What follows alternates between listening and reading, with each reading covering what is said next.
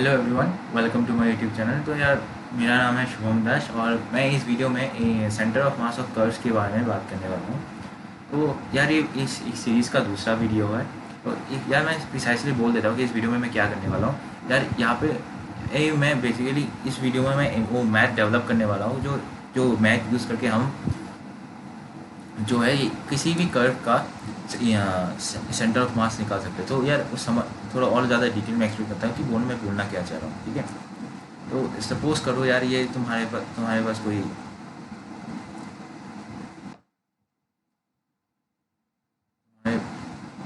कोई ऐसा कोई एक तुम्हारे पास Z X and Y axis है। ठीक है।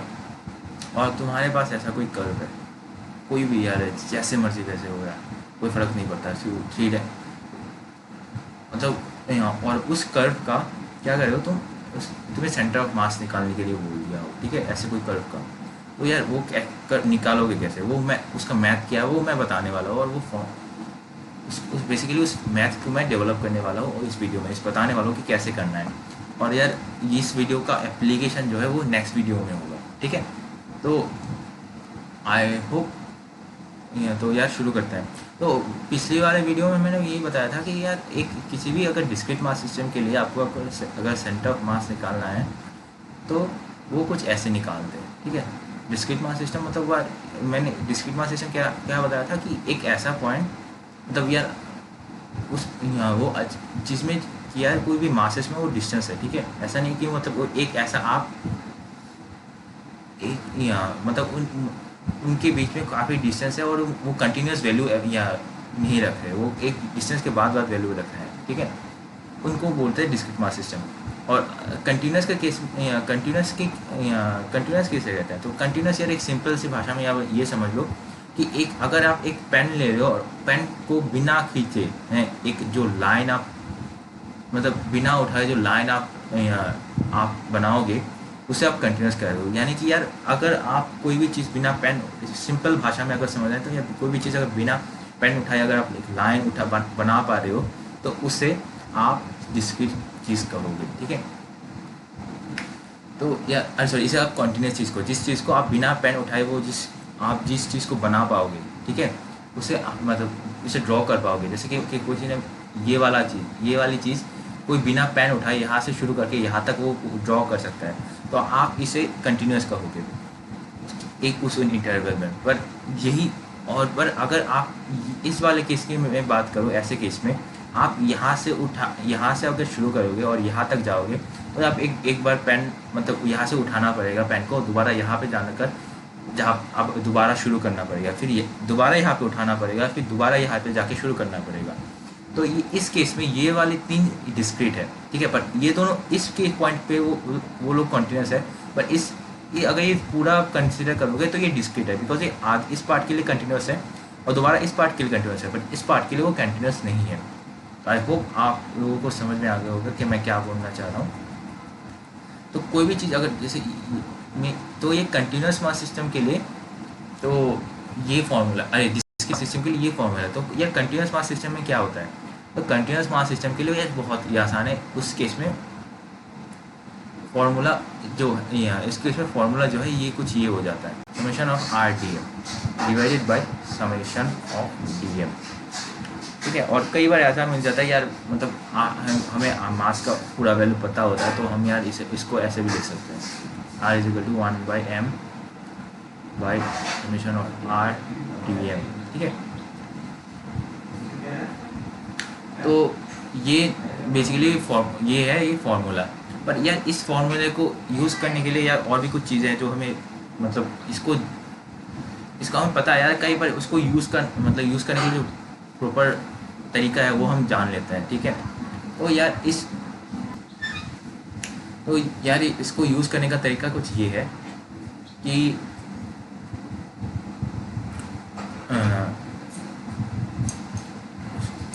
इसको पहले यार हम इसको तोड़ देते हैं। जैसे हमें पता है कि आर वेक्टर जो है, ये छोटा आर वेक्टर, इसको हम ऐसे लिख सकते हैं, राइट।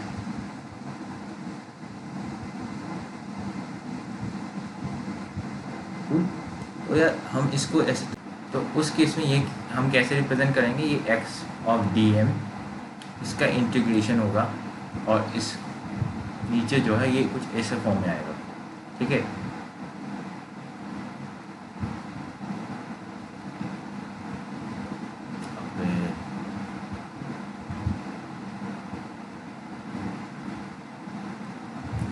ये कुछ इस फॉर्म में आएगा।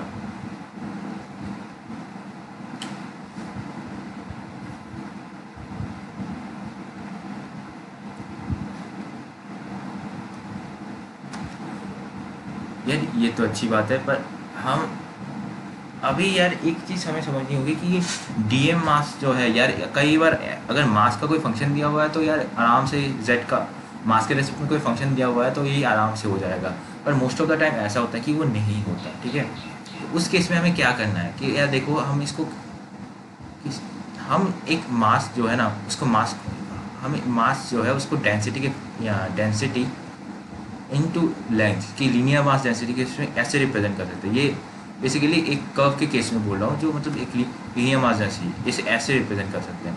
और अगर ये एरिया के केस में हो, एक मास को हम ऐसे रिप्रेजेंट कर सकते हैं, lambda dot D A, lambda D A. और एक वॉल्यूम के केस में हम इसको रो इंटू डी वी ऐसे फॉर्म में रिप्रेजेंट कर सकते हैं इस डी एम मास को, ठीक है। तो बिकॉज हम एक कभी ये लीनियर मास डेंसिटी के लीनियर मास के केस में हम या इसको डील कर रहे हैं, जो कर्व्स जो है उसको लैम्डा डी एल के फॉर्म में तुम ऐसे रिप्रेजेंट कर सकते हो। तो इसलिए हमें हमारा मेन एम जो है अभी इस पर हम इसी पे फोकस करेंगे, ठीक है। तो नेक्स्ट पार्ट जो है हम इसको क्या करेंगे, इसको डी एम मास को इससे सब्स्टिट्यूट कर देंगे। यार इसे हम क्या अभी हम क्या करने वाला है कि इसको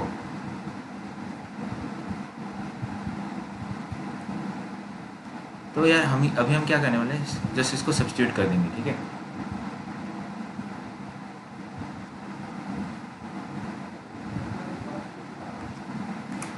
लैम्डा डॉट डी एल, नीचे भी लैम्डा डॉट डी एल, यहाँ पे y lambda dot d l, इस lambda dot d l. So यार बेसिकली मैंने क्या किया कि मैंने सारे मासेस को ऐसे डी एम मासेस को ऐसे रिप्रेजेंट कर दिया, ठीक है।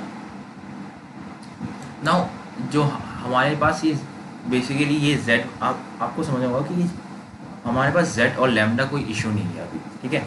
हमारा जो इशू है वो डी एल इशू है, डी एल वाला केस है।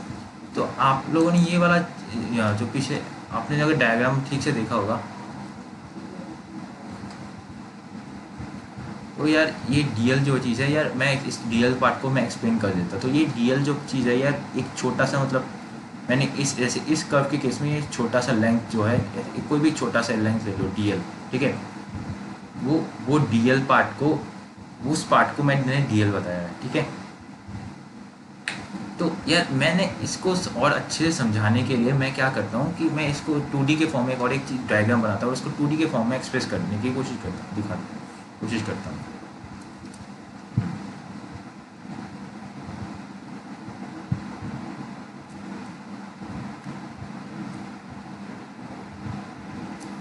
यार इस बार समझो कि यार मैं यहाँ पर ये जो कर्व है ये थोड़ा जेड एक्सिस में नहीं गया, ये इसी मतलब इसी वो एक प्लेन में पड़ा हुआ है, ठीक है। तो यार इसको समझ लेंगे तो यार बाद में जो है कि कोई और मतलब दिक्कत नहीं होगी, ये उसके बाद बाकी सारे अगर मतलब या उस कर्व में भी दिक्कत नहीं होगा, ये कर्व अच्छे से समझ जाए तो यार अभी क्या थोड़ा एक सेकेंड थोड़ा कर्व थोड़ा और अच्छे समझाने के लिए अच्छे से बना सकता हूँ।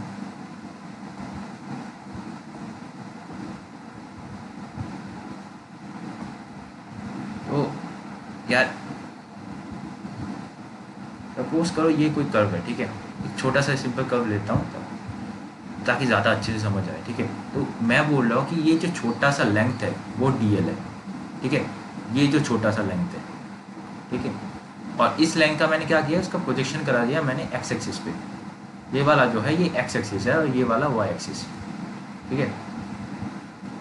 हम इसे लिख सकते हैं राइट, बिकॉज हमने क्या किया, एक रोप ले लिया। इमेजिन कर सकते हो आप, हमने एक रोप ले लिया, ठीक है। हमने क्या किया, हमने एक रोप ले लिया और उसका एक मास डेंसिटी है, कुछ भी मास डेंसिटी, और उस रोप का छोटा सा मास हम लैम्डा डी एल के फॉर्म में लिख सकते हैं राइट।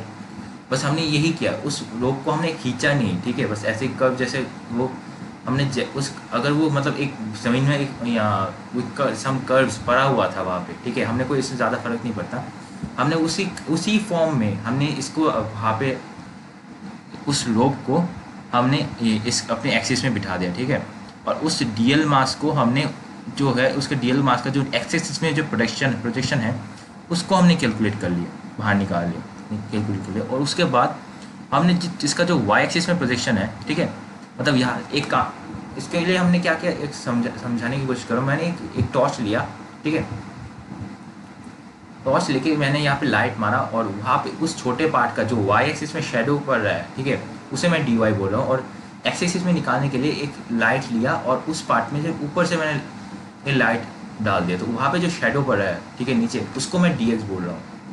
तो उस केस में तो ये इन दोनों का वैल्यू, ठीक है, अगर आप इसको बहुत ज़्यादा जूम करोगे तो ये आपको कुछ ऐसा मिलेगा, ठीक है, और वो जो ये जो पार्ट है ये कुछ ये डी एल पार्ट होगा, और ये जो नीचे जो डी एक्स पार्ट है, ठीक है, ये बिल्कुल उसके ब्राउन जो पार्ट है उसका इक्वल होगा, ये पार्ट और ये पार्ट यहाँ पे जो अगर मैंने लाइन खींच दिया ये पार्ट बिल्कुल इक्वल होगा। सिमिलरली ये वाला लेंथ है इसे हम डी वाई बोल सकते हैं, ठीक है, और हमें बाई पिथागोरस थ्योरम हमें पता है कि D L square is equal to D x square plus D Y square, right, और D L is equal to root under D x square plus D Y square, ये भी हमें पता है, ठीक है। अब हम क्या करेंगे यार, देखो कई बार ऐसा होता है कि हम नॉर्मली जो है यार यहाँ से हम अगर इस वैल्यू को हम यहाँ पे सब्स्टिट्यूट कर देंगे और एक नॉर्मल, और इसका इंटीग्रेशन हम इस फॉर्म में नहीं करेंगे, हम कैसे थोड़ा अलग फॉर्म में करेंगे, हम अगर से सपोज, और वो कैसे करेंगे वो थोड़ा लैम्डा के ऊपर डिपेंडेंट है, ठीक है। कई बार आपको लैम्डा जो है जो लैम्डा जो मास डेंसिटी है वो कांस्टेंट नहीं मिलेगा, ठीक है, आपको वो एक्स या वाई के फंक्शन में मिलेगा, शायद आप समझ रहे हो शायद अब मैं क्या बोलूँ।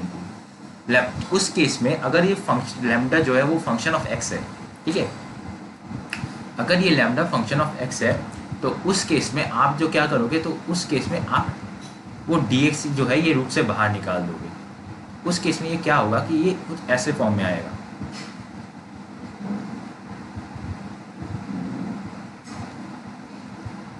ठीक है, ये एक फॉर्म हो गया डीएल का, ठीक है। ये तो मतलब यार एक और इस केस में आप इस डीएल का वाले वैल्यू को बस इसमें सब्स्टिट्यूट कर दोगे, इसको मैं ए बोल रहा हूँ, तो यार अगर कैलकुलेशन के टाइम ये जो इक्वेशन 1 है आप ए में सब्स्टिट्यूट कर दोगे यार, बट ये सिर्फ एक ही मेथड नहीं है, क्योंकि ये भाई इसका कैलकुलेशन करने में बहुत क्लमजी हो जाता है, बिकॉज अगर आप इसको 3D ये जो है ये 2D के फॉर्म में वाले केस में, अगर 3D के केस में होगा कि जो कर्व जो है वो जेड एक्सिस का भी कुछ वैल्यूज ले रहा है, उस केस में ये डी एल का वैल्यू कुछ और हो जाएगा, ये कुछ ऐसे आ जाएगा, d L is equal to D x square plus D Y square plus d z square. यार तो देख रहे हो यार मतलब ये बहुत ज़्यादा क्लमजी हो गया है इस केस में यार, अगर आपको निकालना है तो बहुत ज़्यादा कैलकुलेशंस करनी पड़ेंगी, तो यार लोग जो है ये ज़्यादा प्रेफर नहीं करते इस टेक्निक को, तो उसके लिए और एक नया जो टेक्निक है वो एक और एक टेक्निक है वो यूज़ करें, वो है पैरामीटराइजेशन का टेक्निक, ये बोल सकते हैं ये नॉर्मल टेक्निक है, ठीक है, और एक चीज़ होती है पैरामीटराइजेशन का टेक्निक यार।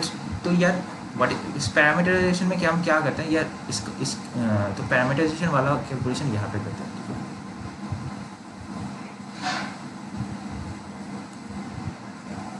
तो आप लोगों काफ़ी लोगों ने ऑलरेडी कोऑर्डिनेट ज्योमेट्री पढ़ चुके होंगे, तो उसको आपको ऑलरेडी पता होगा कि आपको पैरामीटराइजेशन होता क्या है, ठीक है।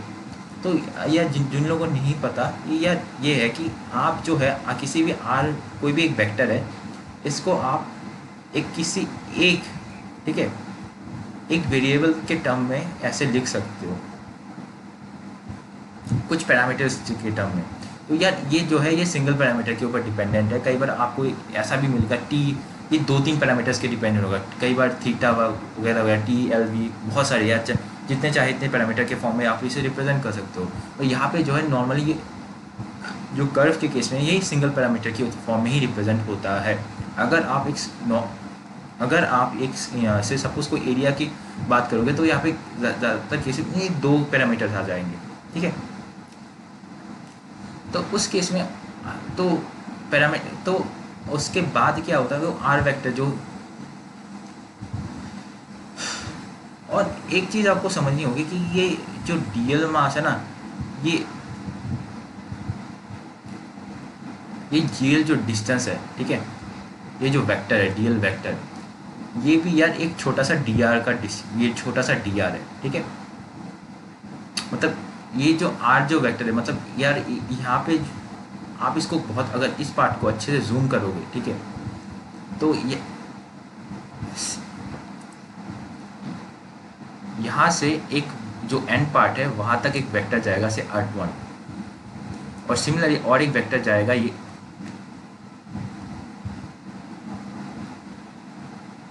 और सिमिलरली और एक वेक्टर जाएगा जो दूसरे उस छोटे से डीएल मास के छोटे से और एक पार्ट में आएगा।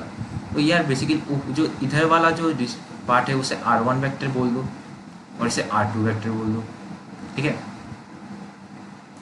तो और इस मास और हम इस छोटे से पार्ट के डिस्टेंस को बोल रहे हैं डीएल। तो बेसिकली हम ये बोल रहे हैं कि इस पार्ट को डीआर जो है, डीएल को ये बोल रहे हैं कि ये बेसिकली इस difference of R1 vector minus R2 vector, ठीक है। और पर ये बहुत ज़्यादा छोटा है, ये इतना छोटा है, ये इतना छोटा है कि यार कोई मतलब, इसलिए हम इसको कैलकुलस के फॉर्म में रिप्रेजेंट कर देते हैं। ये बहुत ज़्यादा छोटा है इसलिए हम इसको डी आर के फॉर्म में लिख देते हैं, ठीक है। और अभी हम क्या करेंगे, इस डी आर वेक्टर को हम ऐसे डी टी से हम क्या करेंगे, इसको डिवाइड कर देंगे, ठीक है। और उसके बाद जस्ट टू यहाँ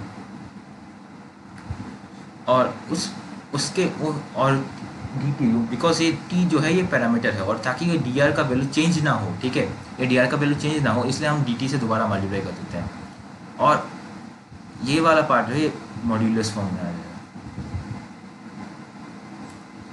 तो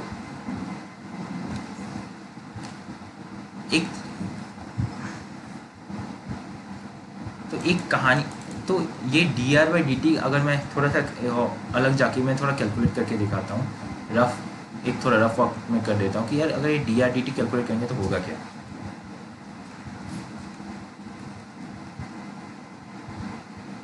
that's basically D X by D T, ठीक है, which is a function of T, and this is I cap, and ये D Y by D T J cap. तो यार ये भी वाई भी is a function of T. तो यार इस फॉर्म को ना नॉर्मली हम ऐसे लिख देते हैं इसको, x dash t i cap plus y dash t J cap, ठीक है। तो इससे हम क्या करना चाहते हैं कि हम यार ये बोले कि हमें डीएल का लेंथ चाहिए, कूल, हमें डीएल का लेंथ चाहिए, और जो ये जो वैल्यू है, ठीक, ये जो डीएल का लेंथ है उसको हम क्या करेंगे, उस डीएल का लेंथ के लिए हम ये को बेसिकली क्या करना है कि हम डीएल के फॉर्म में, अगर आप लोगों ने प्रीवियस वाला वो देखा होगा तो हमें इस फॉर्म में लिखना पड़ेगा, राइट। तो हमने क्या किया कि इस पार्ट में हमने ये किया कि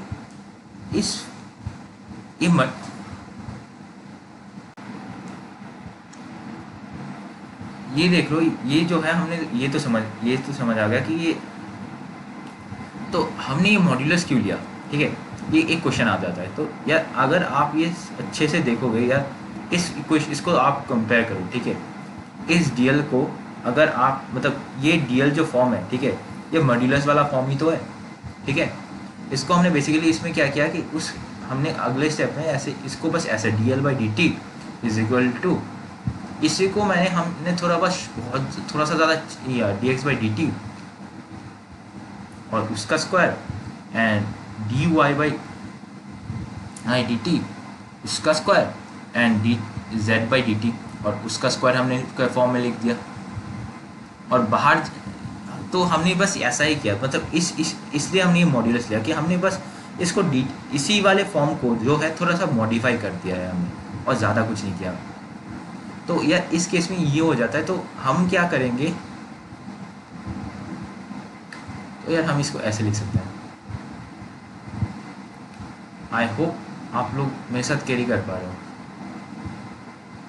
जो बोल रहा हूँ आपको समझ आ रहा है।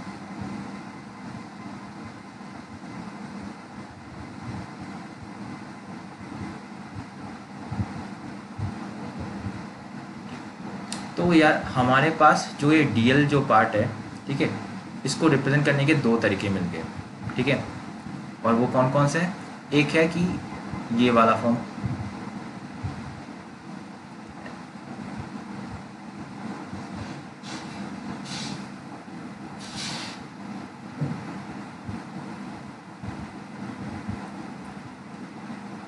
जिसको मैं इक्वेशन 2 बता रहा हूँ, और दूसरा ये वाला, ठीक है।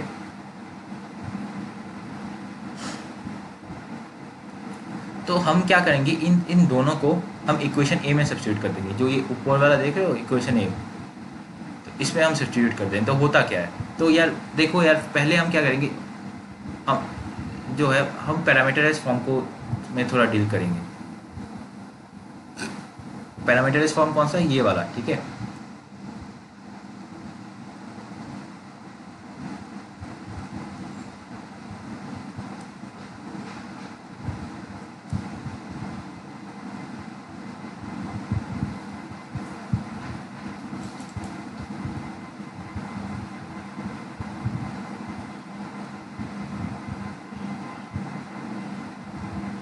उस केस में ये जो इक्वेशन हो जाता है ये कुछ ऐसे हो जाता है, ठीक है।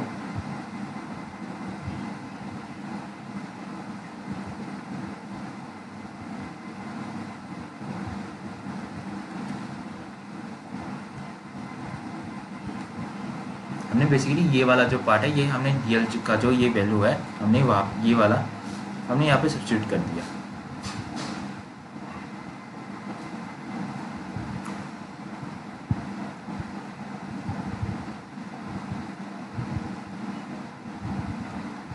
ये एक्स एक्सिस के लिए है। सिमिलरली अभी इसे ये एक्स यहाँ आई कोऑर्डिनेट का वैल्यू स्केलर कोऑर्डिनेट है आई बेसिस का, और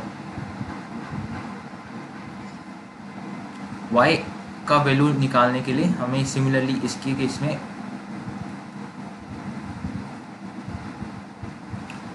D R vector by D T vector by D T, और ये जे ऐसे जे इसका जे के अपने यहाँ जो वाई एक्स कोऑर्डिनेट का वैल्यू है वो निकालने के लिए, और सिमिलर और जो जेड कोऑर्डिनेट का वैल्यू निकालने के लिए हम सिमिलरली ऐसे जेड ऑफ टी, ठीक है, लैम जेड बराबर हो गया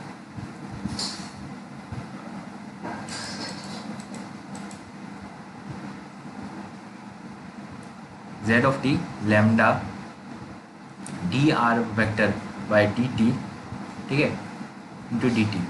इस फॉर्म में हम इसे इंटीग्रेट करेंगे।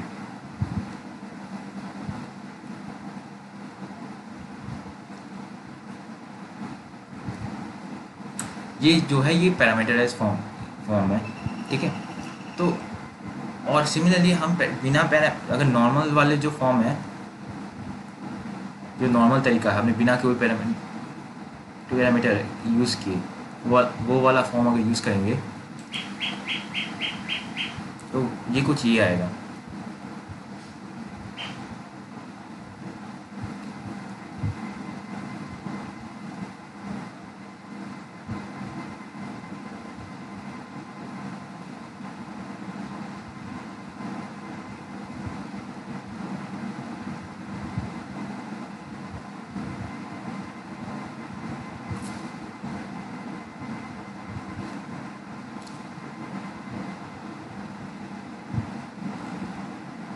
ऐसे क्यों रिप्रेजेंट यार, ऐसे क्यों रिप्रेजेंट कर रहे हो? बिकॉज यार हमें वो लैम्डा के ऊपर डिपेंड करेगा कि हमें कौन सा वाला बाहर निकालना है। लैम्डा और इक्वेशंस के ऊपर जो ये जो कर्व जो के ऊपर डिपेंड करेगा कि हम जो ये एक्स वैल्यू निकालेंगे बाहर, या बाहर एक्स के रिप्रेजेंट में हम पूरा इंटीग्रेशन करेंगे, या वाई के रिप्रेजेंट में करेंगे, या फिर जेड के रिप्रेजेंट पे जेड के रिप्रेजेंट मतलब जेड के ऊपर डिपेंड करके हम वो इंटीग्रेशन करेंगे।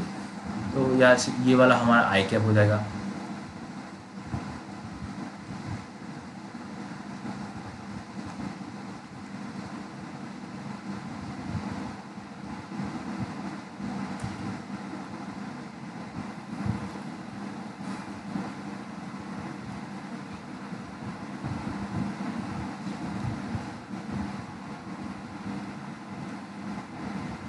ये हमारा जे वाई कोऑर्डिनेट का वैल्यू,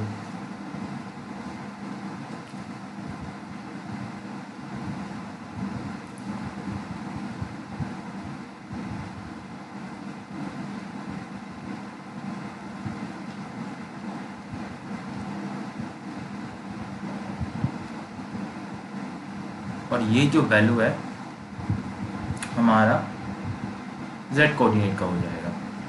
ठीक है यार, एक चीज़ आपको समझनी होगी कि आप शायद लोगों ने बहुत सारे ऐसे वीडियोस भी देखे होंगे जो ऑनलाइन मिलते हैं आपको, ऑनलाइन में काफ़ी लोगों ने पढ़ाया हुआ है, वो बेसिकली यार यही सब टेक्निक्स फॉलो करते हैं पर बताते नहीं हैं। ठीक है, और अगर अगर आप यही चीज़ें आपको अगर आप ये चीज़ अगर आप कर लोगे ना, तो मतलब यार आप बहुत सारे मतलब कोई भी यार ऐसा प्रॉब्लम मिल जाए आपको आराम से कर पाओगे। ठीक है, जो सारे टीचर्स बेसिकली फार्मूला फॉलो करते हैं, ये यही टेक्निक फॉलो करते हैं। ठीक है, तो और इसका एक्चुअली एक नाम भी है, इसे कहते हैं लाइन इंटीग्रल। ठीक है, इस टेक्निक को बोला जाता है line integral.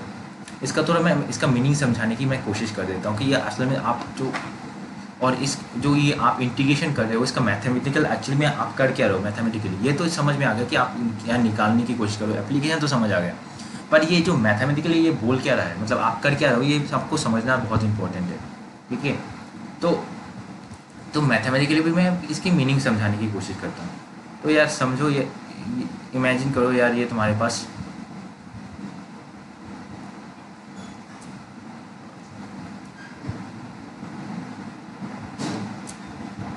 X Y and Z axis है।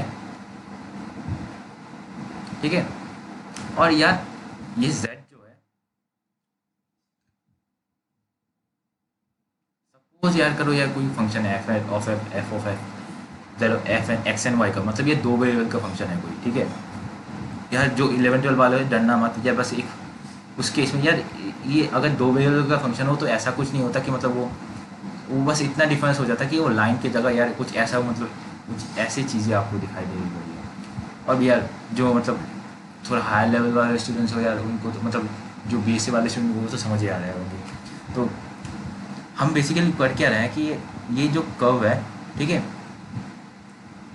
अब हम जो नीचे जो कर्व जिसका हम सेंटर ऑफ मास निकालने की कोशिश करें, वो सेंटर ऑफ मास की जो लैम्डा जो वैल्यू है, ठीक है, वही हमारा f of x and y है।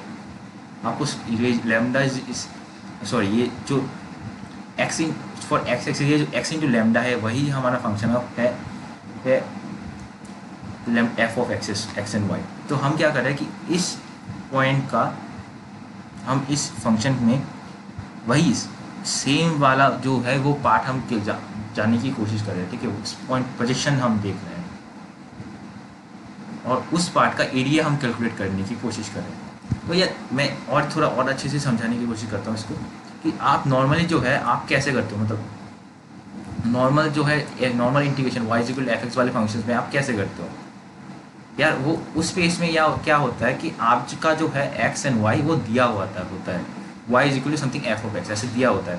तो और आप जब यहाँ जो इंटीग्रेशन करते हो तो आप ये वाला एरिया बाहर निकाल दो। ठीक है, जैसे सपोज आपने बी तक किया है, यहाँ से A0 टू B, तो आपने बेसिकली ये वाला एरिया जो है आपने कैलकुलेट किया है। ठीक है, और यहाँ पे आपने जो पाथ फॉलो किया है, ठीक है, वो बेसिकली वो पूरा आई कैप वाला है। ठीक है, वो आपने पूरा आई कैप वाला फॉलो किया है, इसीलिए आपका dx इंटू आई कैप आया है। ठीक है, आपका ये dy और dz का वैल्यू जो है वो 0 है, इसीलिए। और तो आप देख पा रहे हो कि वो फंक्शन कैसे अगर आप ये dy equal to 0 and dz equal to 0 put करें तो आपको ये वाला इंटीग्रेशन का फंक्शन आ रहा है, y equal to f x वाला इंटीग्रेशन का फंक्शन। बट इस केस में हम क्या कर रहे हैं कि हम बोल रहे हैं कि कर्व में कि जो हम सिर्फ सीधे एक्स एक्सिस मतलब ऐसे एक साइड लेके हम नहीं जा रहे हैं, हम बोल रहे हैं कि हम भाई कोई भी एक हमने एक पाथ चूज़ कर लिया। ठीक है, कोई भी एक पाथ हो सकता है, जिस यार हमने एक मनपसंद एक अपने हिसाब से एक पाथ चूज़ कर लिया और उस पाथ में से हम बोले कि वो उस फंक्शन का वो एरिया क्या होगा। समझ पाए हो, ऑलमोस्ट सेम है, बस थोड़ा सा डिफरेंस है। ये एक्स एक्सिस के ऊपर नहीं जा रहा बस, बल्कि ये हम एक जो पाथ वो हमने चूज़ किया उस पाथ के ऊपर जा रहा है। या ये इससे आप काफ़ी ज़्यादा मतलब एक फ्रीडम आप एक्सपीरियंस कर सकते हो। ये थोड़ा मतलब ये इसमें कॉन्स्टेंट है कुछ बहुत ज़्यादा, तो ये पर इस मेथड से आप बहुत ज़्यादा फ्रीडम एक्सपीरियंस कर सकते हो। तो आई होप यार आपको ये आइडिया समझ आ गया। तो यार नेक्स्ट वीडियो में यार हम इसको यूज़ करके काफ़ी सारे कुछ प्रॉब्लम्स करेंगे यार, कुछ स्टैंडर्ड्स प्रॉब्लम करेंगे यार। मैं ये प्रॉमिस कर देता हूँ यार, आपको अगर ये समझ में आ गया ना तो यार आपको काफ़ी यार इस ऐसे लाइन किसी कर्व के जो सेंटर ऑफ मास निकालने में यार कभी कोई दिक्कत नहीं होगी। ठीक है, तो यार अब पसंद आए तो यार लाइक कर देना और सब्सक्राइब कर देना, एंड मिलते हैं यार नेक्स्ट वीडियो में। Thanks for watching.